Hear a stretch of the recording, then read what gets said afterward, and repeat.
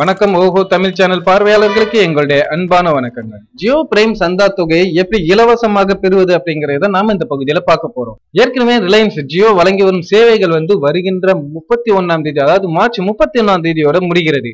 அதுக்கப்புறம் நமக்கு வேணும் அப்படின்னா 99 ரூபா கொடுத்து ரீசார்ஜ் பண்ணீங்க அப்படின்னா ஜியோ பிரைம் மெம்பர்ஷிப் ஆயிக்கலாம். அதுக்கப்புறம் unlimited data calls miss voice call வேணும் அப்படின்னா 303 ரூபாய்க்கு ரீசார்ஜ் பண்ணணும் அப்படின்னு சொல்லியிருக்காங்க.